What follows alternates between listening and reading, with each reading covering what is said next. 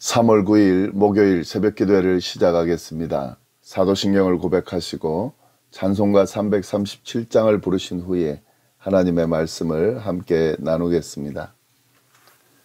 오늘 하나님께서 저희에게 주신 말씀은 사무엘상 20장 24절부터 34절까지의 말씀입니다. 본문 말씀은 함께 말씀을 나누면서 읽어가도록 하겠습니다. 요나단과 다윗이 들판으로 나가서 다시 언약을 맺는 내용을 우리가 앞에서 함께 나누었습니다.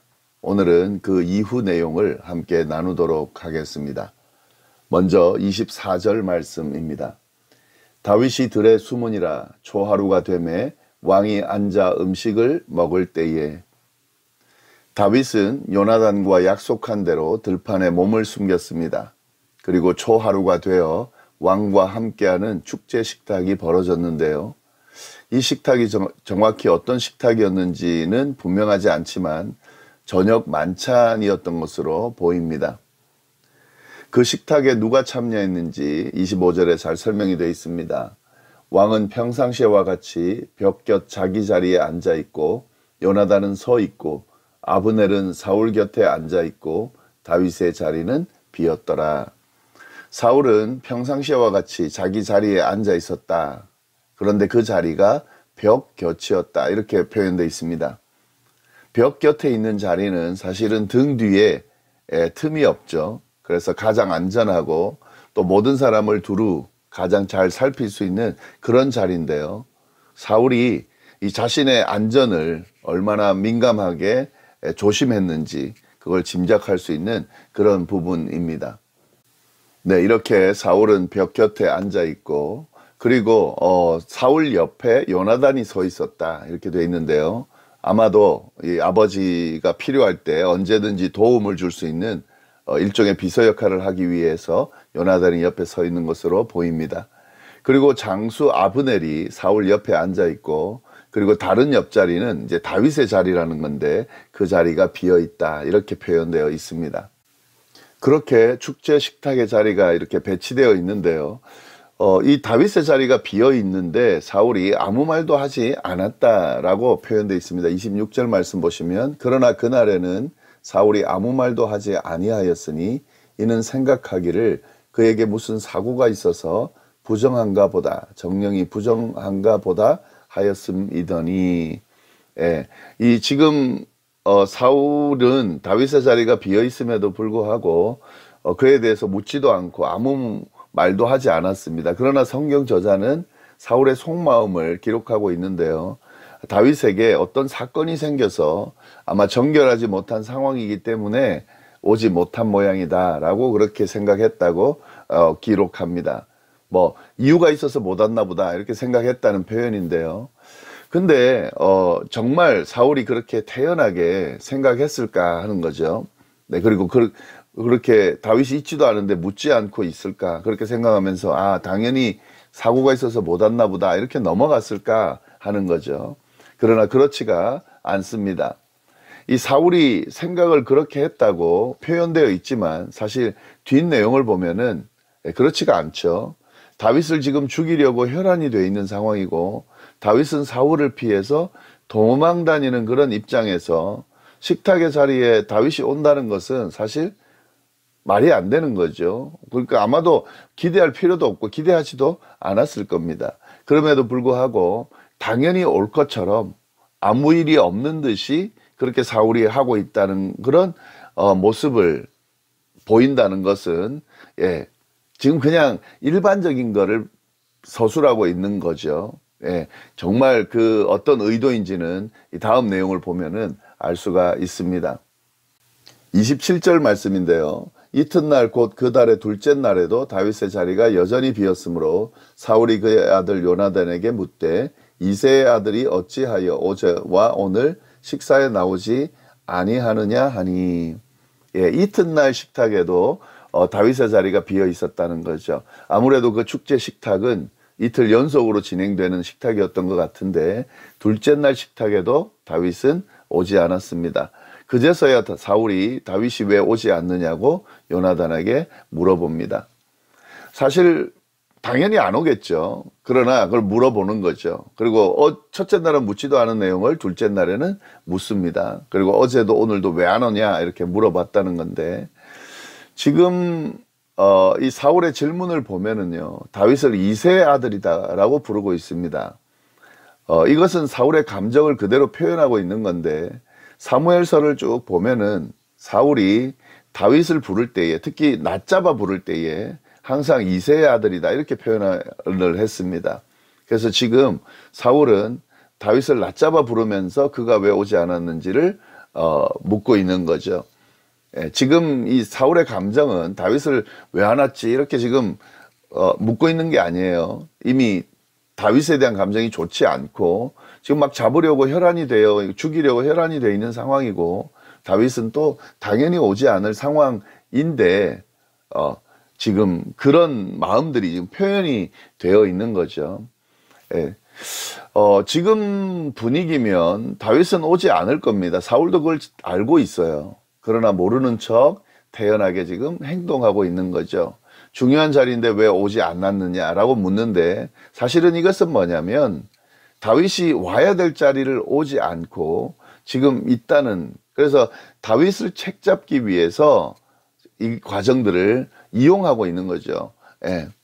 첫째 날 오지 않은 것을 묻지 않은 것은 뭐 다음 날에 와버리면 안 되잖아요. 그래서 첫째 날도 오지 않고 둘째 날도 오지 않고 해서 와야 될 자리, 또 있어야 될 자리, 지켜야 될 역할, 해야 될 역할, 이런 것들을 하지 않는 것들을 다 지금 꺼리로 만들어서 그를 없애려고 하는 정치적인 명분을 지금 세우려고 하고 있다는 거죠. 왜 이런 과정이 필요하냐면 지금 백성들이 워낙 다윗을 신뢰하고 있습니다. 그래서 다윗을 죽이더라도 다윗을 죽여도 될 만한 그런 납득이 될 만한 뭔가가 필요하죠. 안 그러면은 백성들이 그냥 죽였나 보다 이렇게 하면은 사울이 다윗을 죽인 것에 대해서 인정을 하지 않을 수 있잖아요. 그러면은 백성들이 반발이 생길 수가 있기 때문에 함부로 지금 사울이 다윗을 죽이지 못하고 있는 거고, 또 이런 정치적인 명분을 세울 것들을 쭉 찾고 있는 그런 과정인 거죠. 그래서 이렇게 해서 이제 사울이 다윗이 왜 자리에 오지 않냐고 이제 물어봤을 때에 요나단은 사울에게 그 이유를 대답을 합니다. 아마 그냥 피하고 있기 때문에 안 왔다라고 하면 바로 정치적인 명분으로 그를 이렇게 잡아들이라고 이야기를 할 수 있는데, 지금 요나단이 그 이유를 대답합니다. 28절 29절 말씀입니다. 요나단이 사울에게 대답하되 다윗이 내게 베들레헴으로 가기를 간청하여 이르되 원하건대 나에게 가게 하라. 우리 가족이 그 성읍에서 제시할 일이 있으므로 나의 형이 내게 오기를 명령하였으니 내가 내게 사랑을 받거든 내가 가서 내 형들을 보게 하라 하였으므로 그가 왕의 식사 자리에 오지 아니하였나이다 하니. 지금 다윗이 정당하게 오지 않았다는 거죠. 이미 요나단에게 이야기를 했고, 그리고 요나단이 그것을 허락했다라는 이야기입니다.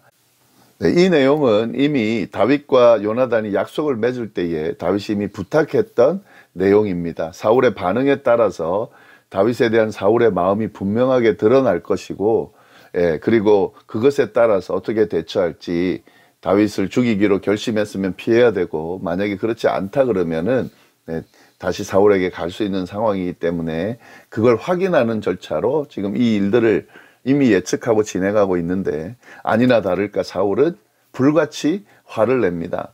잘했다 그러면은 괜찮은 거지만 화를 낸다고 그런 것은 죽이기로 마음먹은 것이라 하는 건데, 지금 사울은 불같이 화를 내고 있습니다. 30절 말씀에 사울이 요나단에게 화를 내며 그에게 이르되 패역 무도한 계집의 소생아, 내가 이새의 아들을 택한 것이 내 수치와 내 어미의 벌거벗은 수치됨을 내가 어찌 알지 못하랴.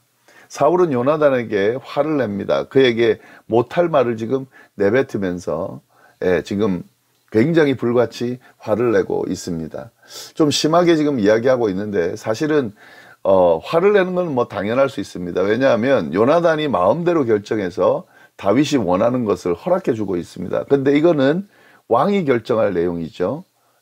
근데 그것을 왕자인 요나단이 마음대로 허락했기 때문에 화를 내는 거죠. 그러나 그 화의 내용이 아주 심합니다. 그거 왜 그러냐면 요나단이 지금 요나단의 마음이 자기가 아니라 다윗에게 가 있다는 것을 이미 사울이 알고 있은 거죠. 그들이 맺은 언약이 뭔지는 모르지만 자꾸 요나단이 다윗의 편을 들고 변호하고 요나단 그 다윗에게 지금 많은 부분 마음이 가 있다는 것을 사울이 이미 알기 때문에 그 감정들을 포함해서 지금 이렇게 막 심한 말을 하면서 지금 화를 내고 있는 거죠. 사울은 요나단에게 그 다윗을 끌고 와서 죽여라라고 이제 결정적으로 명령을 합니다. 31절 말씀. 이새의 아들이 땅에 사는 동안은 너와 내 나라가 든든히 서지 못하리라. 그런즉 이제 사람을 보내어 그를 내게로 끌고 오라. 그는 죽어야 할 자이니라 한지라. 예, 다윗이 사는 동안에는 요나단과 그의 나라에 위협이 된다는 말입니다. 지금 이 표현을 보면은요, 사울은 당연히 자신이 왕권을 끝까지 유지하다가 아들에게까지 물려주고 계속 그의 가문이 왕의 가문으로 이어질 것이라고 생각하고 있습니다. 그래서 이런 표현을 쓰고 있는 건데, 이건 정말 한심한 표현이죠. 왕으로 세우는 분이 하나님이라는 사실을 지금 부정하고 있는 겁니다. 자신을 왕으로 세우신 하나님께서 자신을 버리고 다윗을 왕으로 세우려야 한다는 그 사실도 부정하고 있는 겁니다. 알고 있지만 인정하지 않고 있는 거죠. 결론적으로는 사실 이 모습은요, 하나님을 대적하는 그런 모습입니다. 하나님께서 진행하시는 모든 것을 아예 그냥 무시하는 거죠. 이건 하나님을 대적하는 그런 모습인 거죠. 그러나 요나단은 그렇지가 않습니다. 요나단은 분명히 아버지 사울과 같은 생각을 가질 수 있지만 그는 그러지를 않고 있습니다. 하나님께서 정하시고 세우려 하시는 모든 과정을 인정하고 있고 그것이 잘 이행되도록 도리어 다윗을 돕고 있습니다. 이 차이는 우리가 앞에서 계속해서 봤는데요. 요나단은 다윗을 죽이라고 하는 아버지의 명령에 전면으로 맞섭니다. 32절 말씀입니다. 요나단이 그의 아버지 사울에게 대답하여 이르되 그가 죽을 일이 무엇이니까 무엇을 행하였나이까. 예, 다윗이 도대체 뭘 잘못했습니까? 정말 죽일 정도로 그렇게 잘못된 겁니까? 라고 그렇게 물어봅니다. 이제 앞에서도 사실은 한번 다윗을 변호했습니다. 그때는 요나단의 말을 사울이 들어줬습니다. 그러나 이번에는 아니에요. 요나단의 이 대답에 사울은 아들마저도 죽이려고 합니다. 33절 말씀입니다. 사울이 요나단에게 단창을 던져 죽이려 한지라.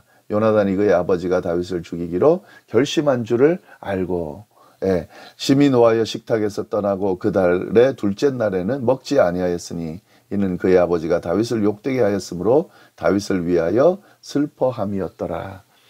지금 사울은 사실은 요나단에게 왕위를 물려주려고 다윗을 죽이려 한다는 그것도 사실 거짓이에요. 지금 아들마저도 죽이려고 하고 있다는 거죠. 지금 자신의 왕권을 어떻게든 유지하려고 하는, 지키려고 하는, 뺏기지 않으려고 하는 이것에 지금 사로잡혀 있어서 아들이고 뭐고 방해되는 건 다 죽이려고 하는 그런 모습을 보이고 있다는 거죠.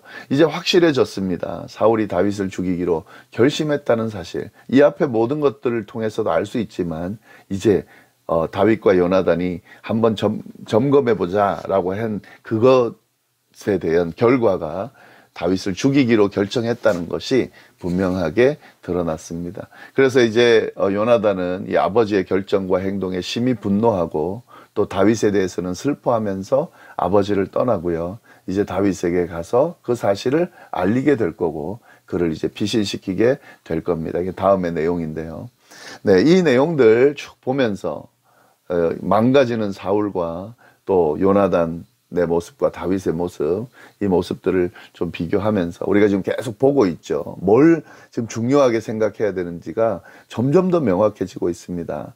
우리가 이 부분을 보면서 지금 하나님이 이 말씀을 통해서 우리에게 계속해서 도전하고 계신 거죠. 어떤 선택을 하고 어떤 모습으로 살아가야 될지 계속해서 말씀하십니다. 이 말씀에 귀를 기울이고 정말 망하는 사울의 길이 아니라 정말 요나단과 다윗이 걸어갔던 그 길을 걸어가는 우리의 삶이 되기를 간절히 바랍니다. 기도하겠습니다. 하나님 아버지 감사합니다. 귀하게 주신 말씀 붙들고 오늘 하루도 정말 승리하며 살 수 있도록 인도하여 주옵소서. 감사드리며 예수님의 이름으로 기도드립니다. 아멘.